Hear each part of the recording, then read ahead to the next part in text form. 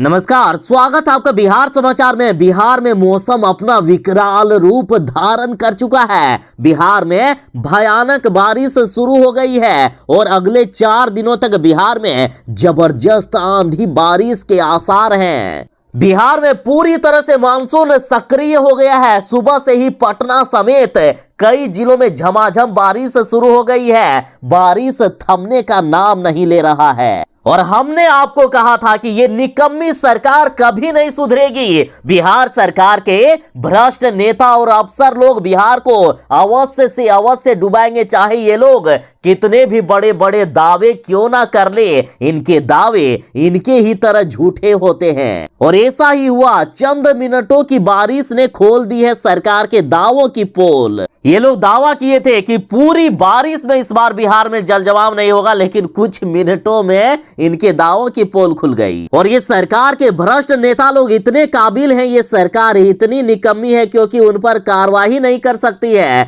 देखिए नीतीश जी, बिहार से निपटने की आखिर ये आपने कैसी तैयारी कर रखी है। मानसून की पहली बारिश में ही पटना जलमग्न हो गया।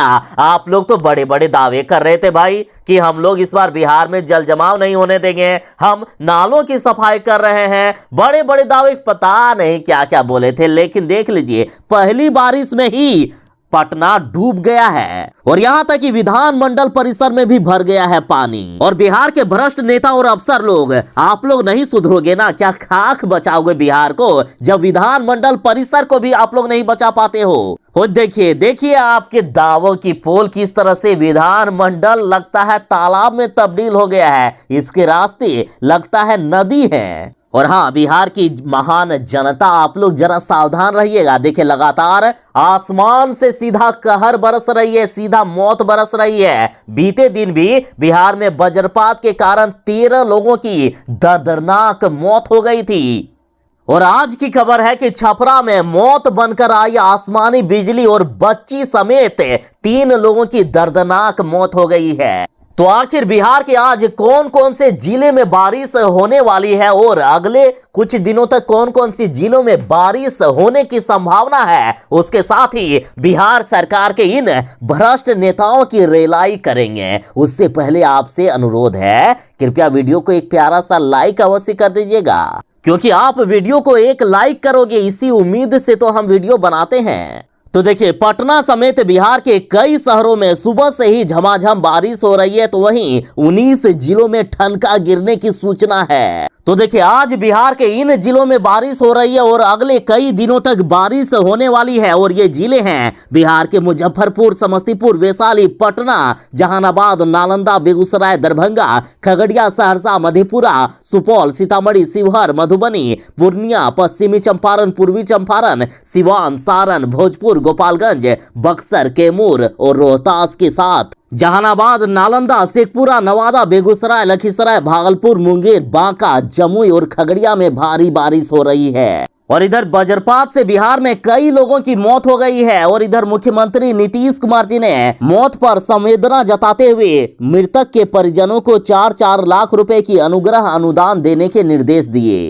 जिस तरह से बिहार में वज्रपात से लोगों की मौत हो रही है, तो मुख्यमंत्री नीतीश कुमार जी इस घटना से मर्माहत हैं और उन्होंने प्रभावित परिवारों के प्रति अपनी गहरी शोक संवेदना व्यक्त की है। और मुख्यमंत्री जी ने सभी मृतक के परिजनों को तत्काल 4-4 लाख रुपए की अनुग्रह अनुदान देने के निर्देश दे दिए। अब देखिए सरकार के झूठे दावे। अरे साहब, जब नहीं जल जमाव से मुक्त कर सकते हो, जब कोई काम आप लोगों से नहीं होता है, तो कम से कम लोगों से झूठा दावा तो मत कीजिए, लोगों से झूठे वादे तो मत कीजिए। यही कारण होता है ना कि आप लोगों के इसी झूठे दावे के कारण बोलते कुछ और हो और करते कुछ और हो। और यही कारण है कि आपकी पार्टी तीसरे नंबर की पार्टी बन जाती है बिहार में। और मान लीजिए साहब आप लोगों की कोई गलती नहीं है, लेकिन जो लोग गलती करते हैं, बिहार के भ्रष्ट नेता और अफसर लोगों को कब पकड़ोगे आप लोग? कब इनको कड़ी से कड़ी सजा मिलेगी? अरे साहब कोई नौटंकी यहाँ चल रही है क्या? बोलते हो कि जल जमाव इस बार नहीं होगा, हम लोग तैयारी कर रहे हैं,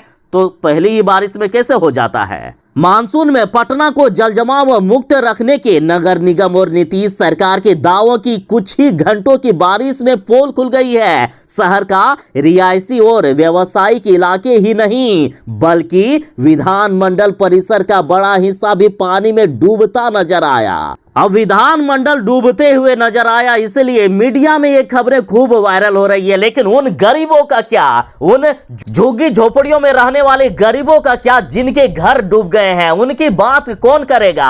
आप लोग ऐसे ही झूठा दावा बार बार करोगे तो ऐसे ही बिहार की महान जनता बार बार परेशान होगी। और यही कारण है कि जनता का आप लोगों के प्रति नफरत बढ़ता है और आप लोगों को वोट समय पर ठीक से नहीं मिलता है। देखिए, विधानमंडल डूब गया है और ये बहुत ही बड़ी बात है। सरकार ने यहां बड़ी बड़ी तैयारियां की होगी, फिर भी इनके सारे तैयारी धरे के धरे रह गए। लेकिन बिहार के उन गरीबों के जहां झोपड़ियां हैं, जहां कोई निचले इलाके मान लीजिए या फिर जिन इलाकों में सरकार उतने ध्यान नहीं देते हैं, बार बार बिहार के गरीबों के जो आशियाने डूबते हैं, वहां तो उतनी तैयारी भी नहीं है। तो सोचिए वहां कितनी खराब हालात हुई होगी। और जिस तरह से सरकार के दावे अब फेल होते हुए दिख रहे हैं, तो बिहार में बड़ा खतरा मंडराने लगा है। इस बार मौसम विभाग ने पहले ही कह दिया है कि बिहार में सामान्य से ज्यादा बारिश होगी। और ये निकम्मी सरकार के निकम्मापन को आप देख लिए हो, इनके दावे झूठे बार बार साबित हो रहे हैं। तो सोचिए बिहार में इस बार कितनी खतरनाक स्थिति हो सकती है। यदि अब भी सरकार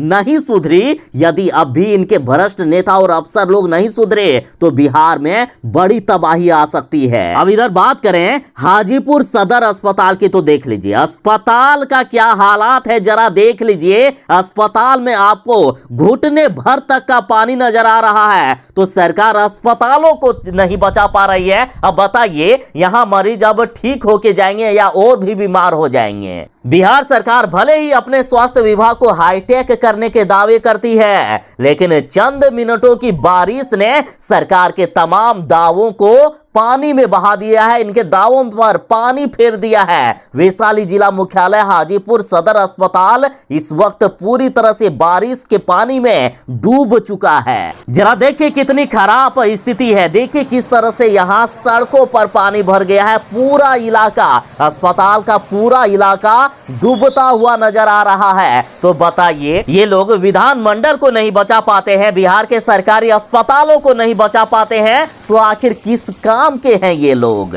क्या सिर्फ जनता के पैसे को लूटने के लिए बैठे हो आप लोग, या फिर कुछ काम वाम भी करते हो? और करते हो तो बार बार आपके दावे झूठे कैसे साबित हो जाते हैं? यदि झूठे साबित करना ही है तो ऐसे झूठे दावे किए हिम्मत करो ना, लोग आप पे सवाल भी नहीं उठाएंगे। कह दीजिए कि हम लोगों से नहीं होगा, हम लोग इस बार बिहार को बाढ़ से या फिर बारिश से, जल जमाव से नहीं बचा पाएंगे। लेकिन ऐसा कह देने से बजट का जो पैसा आता है वो थोड़े ना मिलेगा। झूठे दावे करोगे, बजट का पैसा को अपने जेब में भरोगे, भ्रष्टाचार की भेंट चढ़ाओगे और ऐस मौज करोगे जनता के पैसे से, और जनता को इधर मरने के लिए छोड़ दोगे। आप लोग तो बीमार लोगों तक को भी नहीं छोड़ते हो। देख लीजिए अस्पताल की क्या हालात बनाकर रख दिए हो। अब बताइए ये मरीज यहाँ कैसे जाएगा? देखिए तस्वीरों में जरा किस तरह से इस मरीज को एम्बुलेंस से यहाँ व्हील चेयर पर बैठाकर लोग ले जा रहे हैं। आखिर कितनी खराब, कितनी दयनीय स्थिति बना दी गई है। अस्पताल के अंदर बेड देखिए, जहां मरीज भर्ती है, उस बेड के नीचे, उस कमरे पर किस तरह से घुटने भर तक का पानी है। और इसमें खतरा कई तरह के हैं। मान लीजिए सांप बिच्छू ही आ गया या फिर कोई खतरनाक जीव ही आ गया, किसी को काट वाट लिया, तो इसकी जिम्मेदारी कौन लेगा?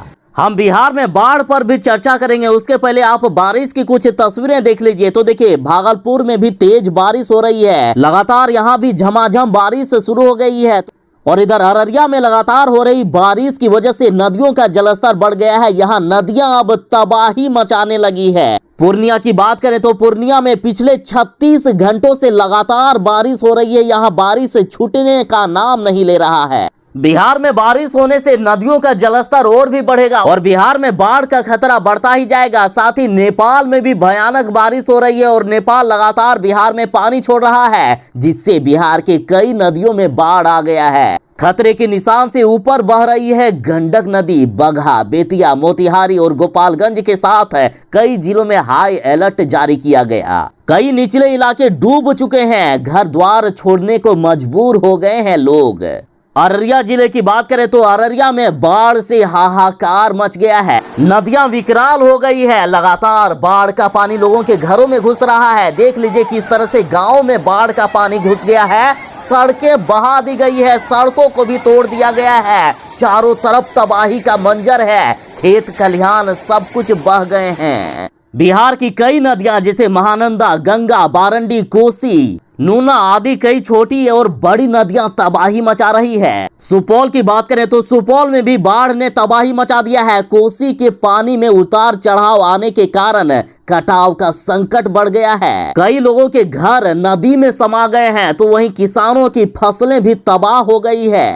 पूर्वी कोसी तटबंध के अंदर पानी बढ़ने के कारण जगह जगह पर सड़कें टूट गई है और कई जगह पर तटबंध भी टूट गया है, जिससे लोगों के घरों में भी पानी घुस गया और सड़कें टूट जाने के कारण लोगों को नदी पार करने में काफी कठिनाई हो रही है। किशनगंज में भी भयंकर तबाही आ गई है। यहाँ बहने वाली कनकई नदी भारी तबाही मचा रही है। मानसून ने अभी पूरी तरह से अपना रूप दिखाया भी नहीं है और लोग पहले ही पलायन करने को मजबूर हैं। लगातार बारिश के बाद पत्थर घट्टी पंचायत से होकर बहने वाली कनकई नदी में उफान है, जिसके बाद कटाव भी तेज हो गया है। यहाँ कई कच्ची सड़कें देखते ही देखते नदी में विलीन हो गई और यहाँ तक कि आधा दर्जन गांव बाढ़ की चपेट में आ गए हैं। मुंगेर में गंगा नदी भारी तबाही मचा रही है। गंगा नदी के कारण यहाँ कई किसानों के खेती युक्त जमीन नदी में विलीन हो गए। सहरसा में भी बाढ़ तबाही मचा रही है। कोसी सीमांचल में बाढ़ का पानी तेजी से फैलने लगा है, जिसके साथ ही सड़कें कटने लगी है और घर मकानों का ध्वस्त होना शुरू हो गया है।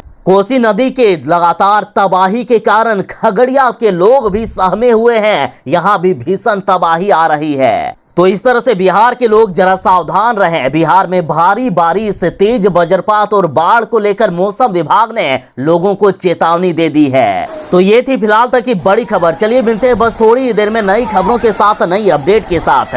तब तक के लिए दीजिए इजाजत। बाय। जय हिंद। भारत माता की जय।